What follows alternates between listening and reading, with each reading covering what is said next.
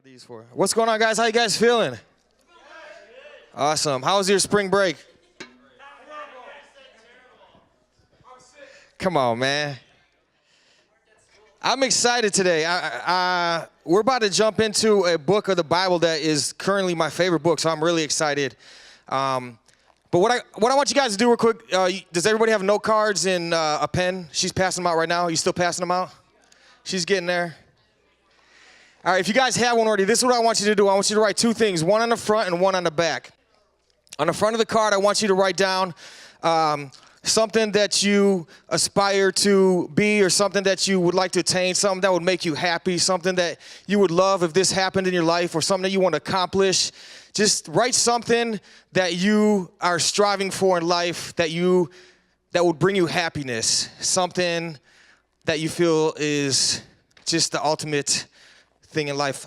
For example, when I was a kid, I used to want to be famous. I wanted a Grammy Award, and that was one of the things when I was a kid that I strived for. So write that on the front, and when you're done, turn it over, flip it on the back, and I want you to write a wise saying or a wise quote on the back.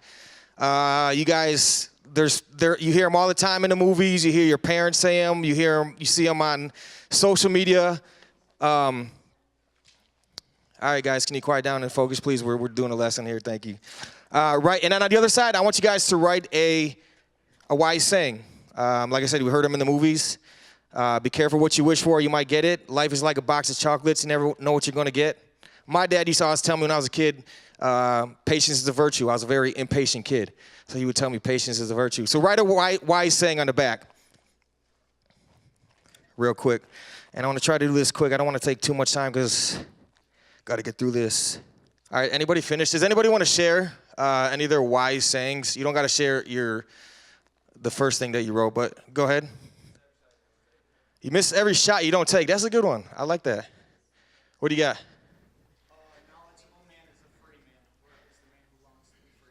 Knowledgeable man is a free man, or at least the man who longs to be free. It's a good one, Devin. Thank you. Anybody else? Brian? Don't count your chickens before they hatch. That's a good one. Anybody else? You can't change what you don't acknowledge. That's a good one. Yes. Do not throw away your shot. Okay, do not throw away your shot. Those are pretty good. Those are pretty good wise sayings. Anybody else want any last? Yes. Okay. Mine's actually a quote from the Bible, she says. Go ahead.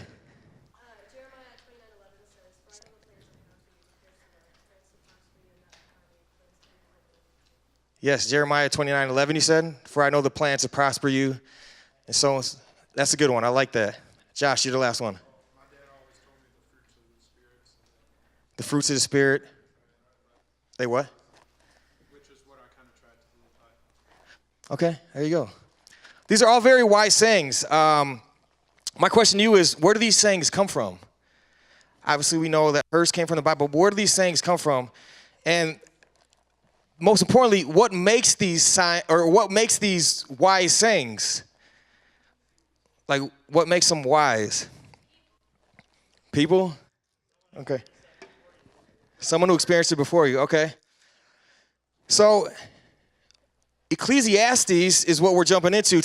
We're jumping into a new series called Under the Sun, as you can see. And we're jumping into Ecclesiastes. Like I said, it's my favorite book in the Bible. And Ecclesiastes is full of wisdom, just like Proverbs. And it's written by Solomon. Does anyone know who Solomon is? Brian has all the answers. Let's give the kids a chance. Anybody know who Solomon is? All right, so Solomon was the son of King David and Bathsheba. He wrote the Song of Solomon. He wrote Proverbs and Ecclesiastes. And he was the third and last king of the United Kingdom of Israel. And he was the wisest man to ever live. So I'm going to jump into 1 Kings 3, 5 through 4 to kind of give you a preface to this message really quick. And I'm going to read how Solomon came into all of his wisdom. If you guys don't know the story, At Gibeon, the Lord appeared to Solomon during the night in a dream, and God said, "Ask for whatever you want me to give you." Solomon answered, "You have shown great kindness to your servant, my father David, because he was faithful to you and righteous and upright in heart. You have continued the great kindness to him and have given him a son to sit on his throne this very day. Now, Lord my God, you have made your servant king in place of my father David, but I am only a little child and do not know how to carry out my duties. Your servant is here among the people you have chosen, a great people, too numerous to count or number. So give your servant a discerning heart to govern your people and to distinguish between right and wrong. For who is able to govern this great people of yours?" The Lord was pleased that Solomon had asked this, so God said to him, "Since you have asked for this and not for long life or wealth for yourself, nor have asked for the death of your enemies, but for discernment in administering justice, I will do what you have asked. I will give you a wise and discerning heart, so that there will never be anyone like you. So there will never have been anyone like you, nor will there ever be. Moreover, I will give you what you have not asked for, both wealth and honor, so that in your lifetime you will have no equal among kings. And if you walk in obedience to me and keep my decrees and commands, as David your father did, I will give you a long life." So that's how Solomon came into his wisdom. Now, if you guys take note, God asks Solomon what he wants. We don't see in the Bible many other times where subjects are given their choice of what they want in life. In fact, Moses wasn't given a choice to lead the Israelites out of Egypt. He was told by God how he was to do it. And, God's own son, Jesus, wasn't even given a choice in the matter of his earthly death. So Solomon gets a choice from God, and he chooses wisely. And notice how Solomon didn't ask for money, riches, fame, power, status, any of that stuff. He asked for wisdom. Why? So he could rule his people, God's people, well. And something neat happens in verse 14 here. It says God makes a promise that God would lengthen his days and give him a longer life if he keeps God's commands. So guys, go ahead. Who has their Bible? Anybody have their Bible? Go ahead, open up Ecclesiastes. We're going to jump into Ecclesiastes. It's probably 3/4 of the way through the Old Testament. We're going to read Ecclesiastes 1:1 through 11 as we jump into Under the Sun. The words of the teacher of David, son of David, king of Jerusalem. Meaningless, meaningless, says the teacher, utterly meaningless. Everything is meaningless. What do people gain from all their labors at which they toil under the sun? Generations come and generations go, but the earth remains forever. The sun rises and the sun sets and hurries back to where it rises. The wind blows to the south and turns to the north. Round and round it goes, ever returning on its course. All streams flow into the sea, yet the sea is never full. That's pretty deep to me. Yet the sea is never full. To the place the streams come from, there they return again. All things are wearisome, more than one can say. The eye never has enough of seeing, nor the ear its fill of hearing. Once again, the eye never has enough of seeing, nor the ear its fill of hearing. What has been will be again. What has been done will be done again. There is nothing new under the sun. Is there anything of which one can say, look, this is something new? It was here already long ago. It was here before our time. No one remembers the former generations, and even those to come will not be remembered by those who follow. It's pretty deep. What does under the sun mean? Can anyone guess what under the sun means? Brian, you don't know for once? Do you? Hold on, let's see if anyone else. Yes. Anything on the earth. That's pretty good. That's pretty good. Annabeth? Doesn't mean it's anything under the sun. I mean, yeah. Those are good answers. Yes, it's those. But the best way to look at it is to say anything apart from God. So when you hear under the sun, replace it with apart from God. It's anything apart from God. And it's important that we understand this phrase in Ecclesiastes because it's used very frequently throughout the book. So when you read that phrase again, just think apart from God when you hear under the sun. So what does Solomon say is meaningless in these opening verses? Everything, not just chasing certain things, or not just life in itself, but he says everything is meaningless. That's pretty deep to hear, right? I mean, especially as teenagers, that's probably crazy to hear that everything is meaningless. Like, what does that mean? And according to verses 10 through 11, is there anything new on earth? No. According to Solomon, no. Now, hold on. I know you guys are probably thinking, like, what are you talking about? There's new things every day. I mean, there's new technologies and iPads and videos on YouTubes and things that's never been around before. And we hear jokes and stuff all the time that we've never heard before. Well, what Solomon is talking about here is Solomon is talking about the ways of the world. He's talking about the heart of man. In a way, kind of new inventions are new anyways. I mean, they just improve upon things that we could already do. You know, ideas, jokes, videos are something that have already been done before. Or, I mean, they're ideas that, you know, other people already had or have been written down before anyways. So let's jump back into Ecclesiastes 1:12. We're going to finish reading 1. I, the teacher, was king over Israel and Jerusalem. I applied my mind to study and to explore by wisdom all that is done under the heavens. What a heavy burden God has laid on mankind. I have seen all the things that are done under the sun. All of them are meaningless, a chasing after the wind. What is crooked cannot be straightened. What is lacking cannot be counted. I said to myself, look, I have increased in wisdom more than anyone who has ruled over Jerusalem before me. I have experienced much of wisdom and knowledge. Then I applied myself to the understanding of wisdom and also of madness and folly, but I learned that this too is a chasing after the wind. For with much wisdom comes sorrow. The more knowledge, the more grief. That's pretty deep. For with much wisdom comes much sorrow. The more knowledge, the more grief. How does Solomon's mood sound here in this passage? Pretty sad, depressed, discouraged, right? The pursuit of wisdom and knowledge, Solomon calls a chasing after the wind. I want you guys to do this. Take out your hands real quick. Go like this. Put it out like this. And what I want you to do is, I want you to blow over your hand like this. As you're blowing, I want you guys to try to catch your breath, catch your wind. Grab it in your hand. It's silly, right? It's a silly exercise.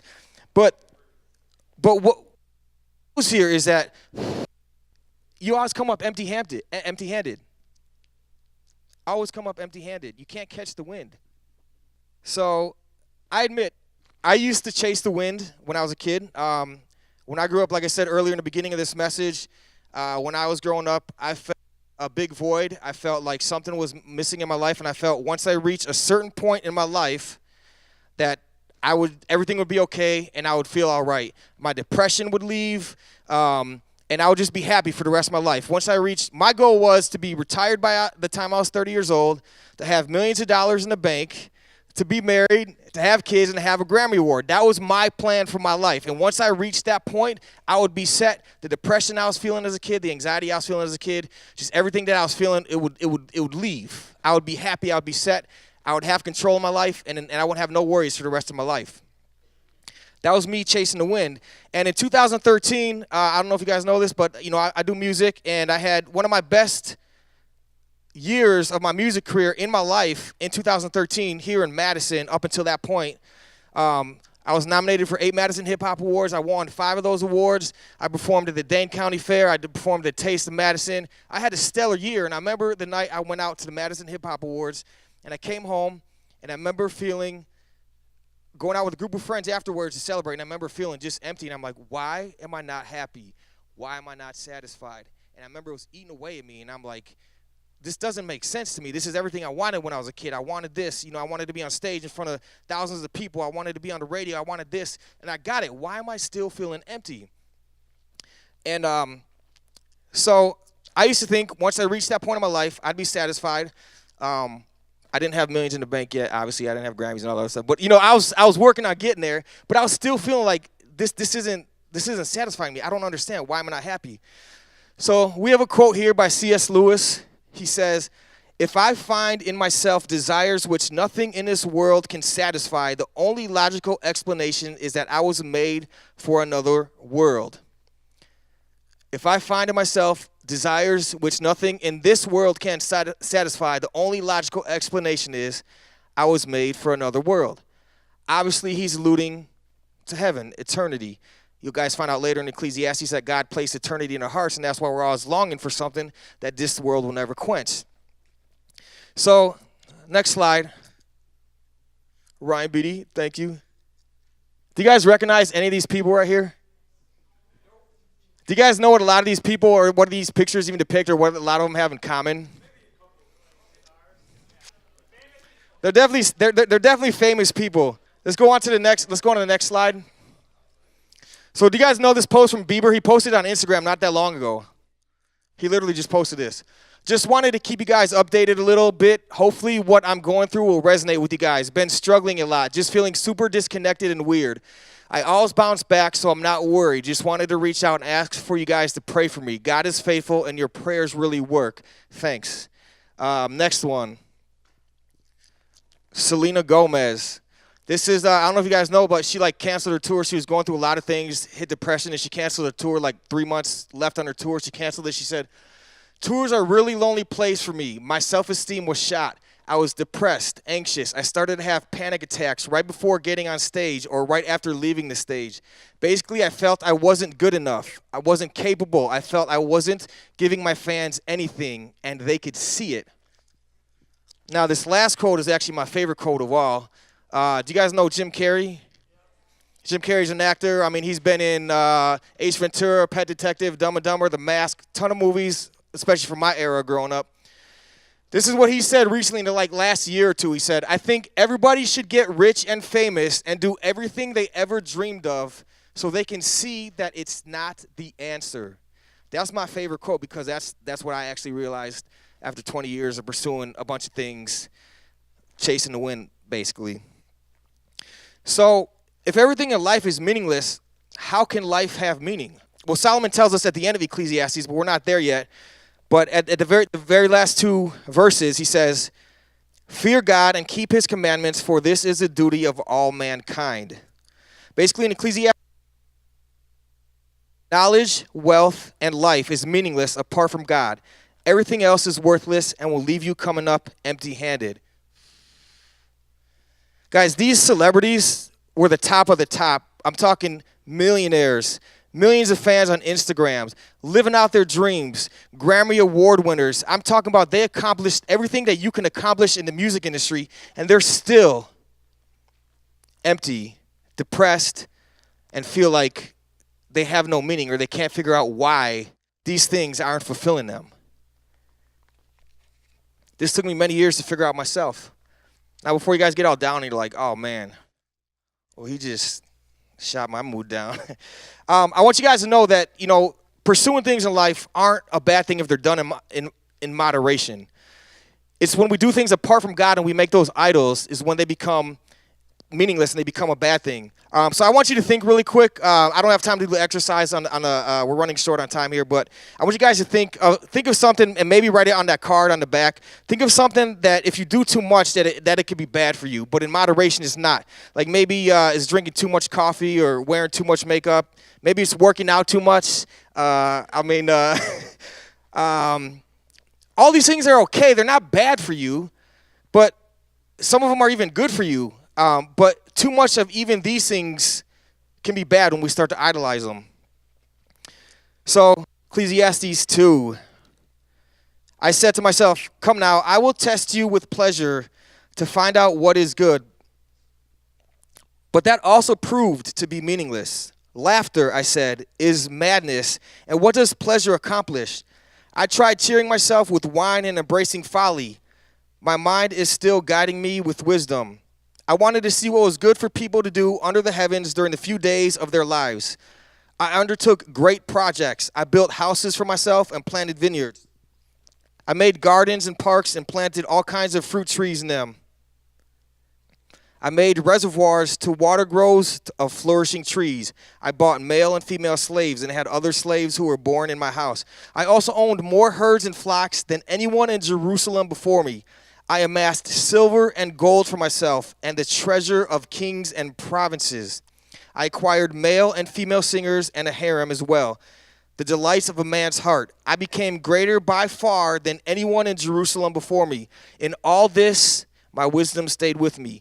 I denied myself nothing my eyes desired. I refused my heart no pleasure. My heart took delight in all my labor, and this was the reward for all my toil. Yet when I surveyed all that my hands had done and what I had toiled to achieve, everything was meaningless, a chasing after the wind. Nothing was gained under the sun. What makes these things a waste of our time, or meaningless, as Solomon puts it? The fact that they become obsessive for us. Like I said, they become idols.